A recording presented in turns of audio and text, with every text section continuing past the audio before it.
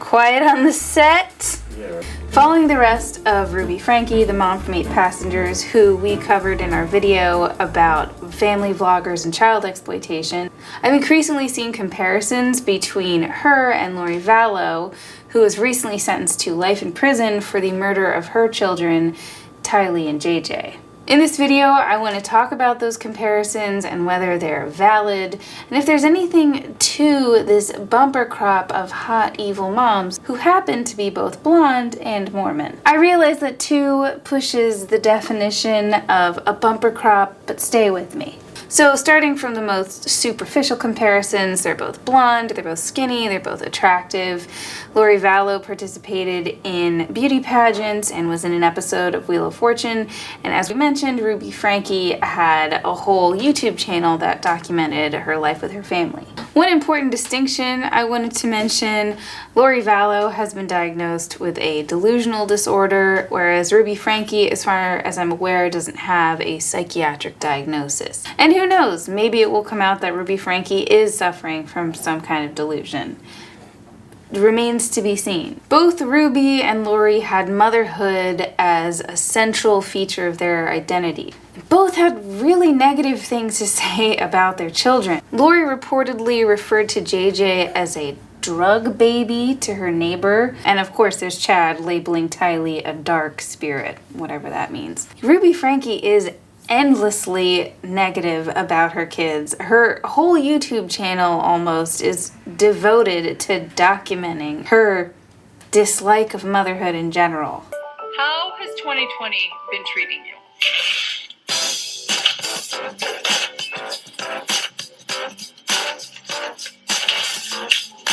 Stay out. Mom, open up! I just need to ask one thing! Open up! Second, open up! Mom, I know you're in there! Are you experiencing any anxiety or depression or overwhelm, or if you're like me, you're just wanting to kick your family out of the house for a few days? Maybe a few weeks? Both are Mormon, and for both, their Mormonism served as a springboard to a much more bizarre set of beliefs. If we compare this to the Daybell case, and there are people who pointed this out to us correctly, I think that there are a lot of parallels with Daybell. But in terms of beliefs, so let's see this as a case where beliefs guide actions. That the beliefs here, and let's call them extreme beliefs in many cases, are what makes the difference.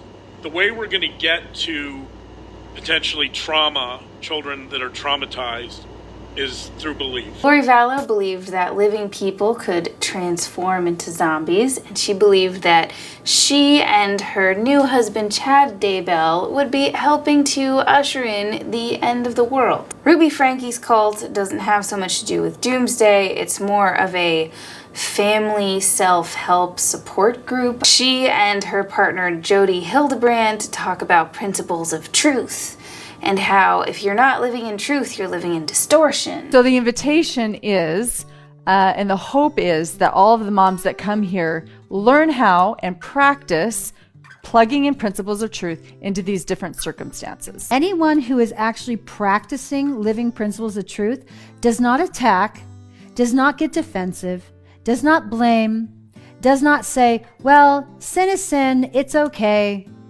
They don't do those things. And so if you hear in your mind that you're getting reactionary and you want to come at one of us or at someone else who has made a comment in the Facebook page and you feel like that's wrong and you're upset and you want to tell them how wrong they are, you are in classic distortion. It's really word salady and hard to follow. Both Lori and Ruby seem to have started these cults with the express purpose of justifying their horrific treatment of their children. If your kid came to you on fire, would you say, I'm so glad you trusted me to tell me you're on fire, but if I put out the fire, that's going to really hurt and you're going to end up with scabs anyway, so I'm just going to love you where you are right now? No, you throw them on the ground and you start rolling them. You get a blanket and you start hitting the flames. And they're going to say, you're hurting me. You're beating me. You're controlling. It's like, no, dear, hold still. I'm getting the fire out.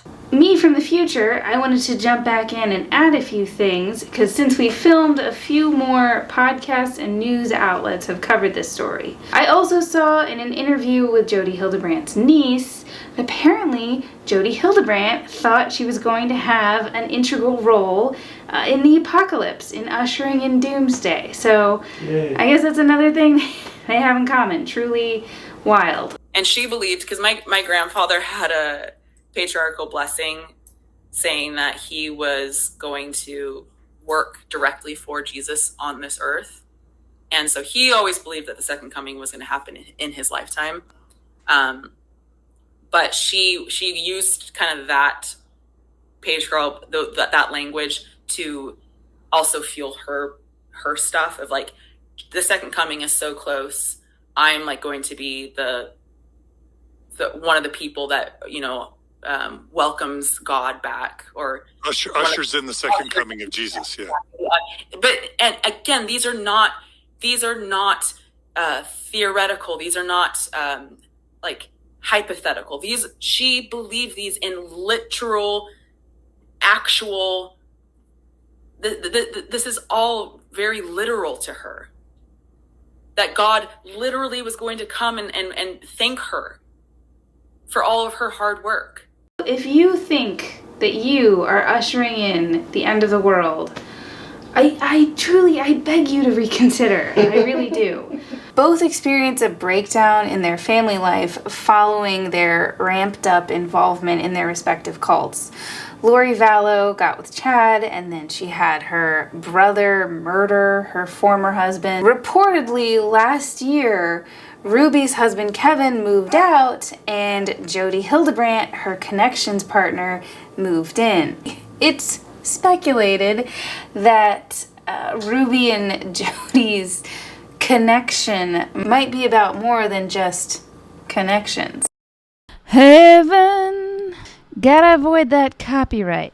When I held you again, how could we ever just be friends? Oh God, this is the worst karaoke of your life. I would rather die than let her go. Juliet to your Romeo. That I heard you say I'd never fall in love again until I found her.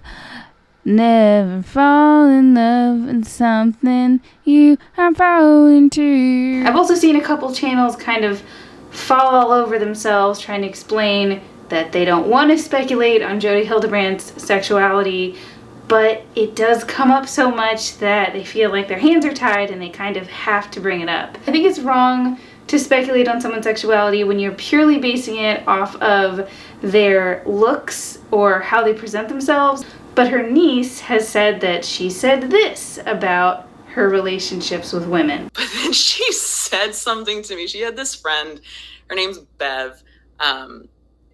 She said something to the effect of, yes, being gay is evil and, pleasures of the flesh and yada yada. But if I were to have sexual relationships with my friends, if we were to, it would be different because there's a deep emotional connection there, and that's different. And we were sitting in someone's living room and she said this, and I was just like, what? There's a series of reviews of Jodi's services as a family therapist that document the fact that she really didn't seem interested in reconciling families, but really wanted to make sure that the husbands were put aside. A lot of the conversation around these two cases is like, well, Ruby and Jody, it always sounds wrong when you say it. Like, it sounds like you should be saying Joby and Ruby. Joby? Juby and Ruby? Rudy and Juby. So Rudy and Juby, it's like, oh, well, they weren't as bad because it was just child abuse and not murder. But I saw this quote in an NBC article about the case where a neighbor of Ruby said, everyone is just breathing a collective sigh of relief because we thought they were going to come out of that house with body bags. So the neighbors were, to some extent, aware of the abuse and really concerned that it was going to go further than it had. It seems like there's a growing sense of not so much that Ruby and Jody weren't as bad as Lori and Chad. It's just like, wow, we got to Ruby and Jody in the nick of time. So what does this have to do with Mormonism? I'm sure Mormons will say that this is hugely unfair, but there are two things that I want to point out. One is that Mormonism has a cult problem. There are two polygamous cults that I know of, the Fundamentalist Church of Latter-day Saints, as well as the Kingston Clan.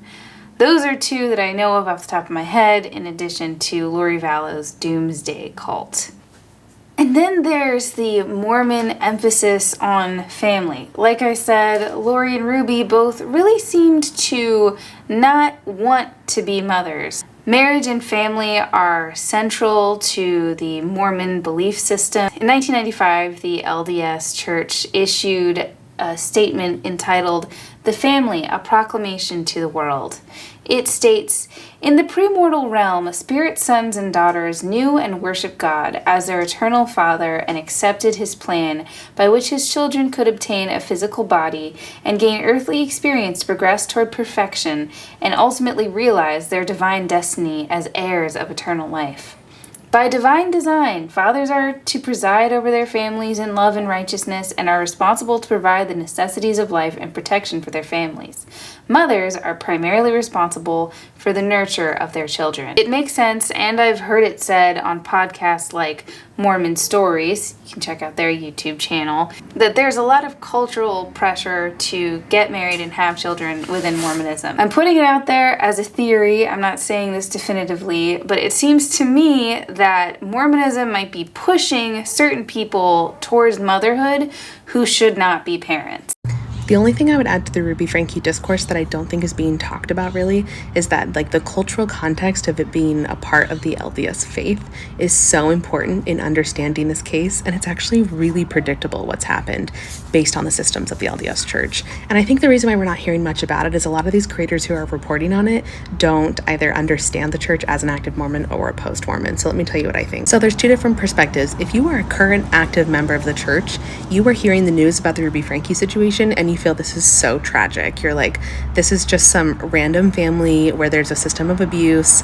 Like, they really other themselves from this story. Like, there's no way that Mormons could believe that their system could create someone like this, because the Mormon faith really values family, really like values the sanctity of motherhood, really values children. And so to a practicing Mormon, they're like, there's no way this could happen with like a good Mormon family. Now, if you're an ex-Mormon, you're thinking to yourself, of course this would happen. Every single layer of garbage that came out of this Ruby Franke situation that's been unveiled in the last couple weeks is so predictably because of the Mormon church. Like, it's so obvious. Let me break it down into layers and I'll show you what I mean. First, Mormons really value disciplined children. They want their children to be reverent and especially obedient. Honor thy mother and thy father is a big tenet of that church. And oftentimes, like, the respect you get from other church members are how obedient your children are. So the fact that Ruby Franke took this like discipline to an extreme is not uncommon. Like, I didn't grow up with a single family who did not beat the shit out of their children, calling it spanking and disciplining them so that they'd be obedient and go to church and be quiet. Second, mommy vlogging started with Mormons. Like, Ruby Franke is one of the first big ones, but genuinely, like, if you look at any historical context, vlogging came from Mormon moms. And it's also a really big practice in the church to like be a family publicly Mormon, and that's how you like live this idealistic life, and you like work really hard so that other people see you being Mormon. I remember being a little girl and being raised with the idea that like my testimony of Christ will shine through me and I'll be able to affect other people in my school who are not living like me because of how great my life is. Like, they teach you that. Like, so the whole her trying to like mommy vlog and get really famous is like very Mormon. And if I were Mormon, I might come back with something like, well, this isn't just Mormonism, this is all of Christianity. And I would say that's true. Fundamentalist Christians also put a heavy emphasis on having children. There's a little more wiggle room. There isn't this divine purpose that's being fulfilled by getting married and having kids. Just a theory, just some thoughts. I'm sure that this will be infuriating to many. That's all I have for today. Thanks for watching. See you next time. You sure? I'm sure. You Rap want for to get real? me saying it on camera? Yeah. Rap for real. Okay, bye.